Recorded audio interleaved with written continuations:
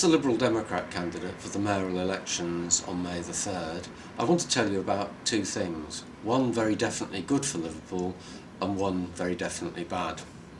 Let's start with the good news, and that is that for the first time in almost 40 years we have a government that wants to return power and money back to Liverpool and the other big cities of the north of England.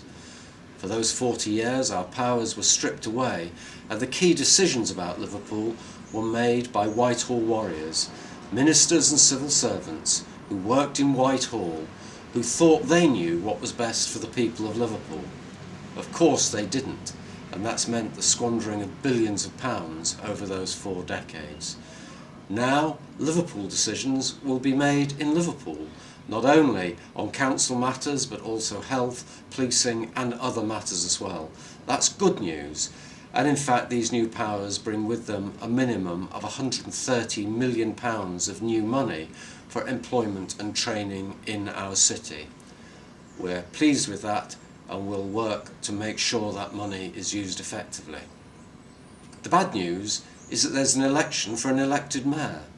There didn't need to be an elected mayor to get these powers, and if there was going to be an elected mayor, because it's such a major constitutional change, it should have been the people of Liverpool that made that decision in a referendum, not a cabal of the Labour Party who then enforced their view into the City Council meeting. We're having an elected mayor because that suited the Labour Party, but all the indications are from places like Doncaster and places like Stoke that this is a bad mayoral model. I'm standing because this city has always done best when the Liberal Democrats controlled it.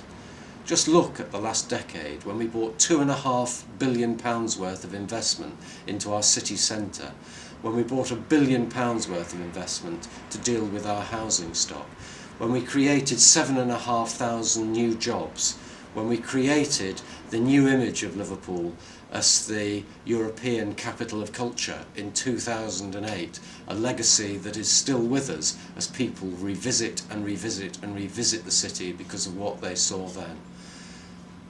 As a mayor, with my Liberal Democrat colleagues, we can once again put Liverpool at the forefront of European opinion, of European actions, because that's where jobs will be created. Liverpool is a world-class city. The Liberal Democrats know how to take advantage of that on behalf of the people of Liverpool.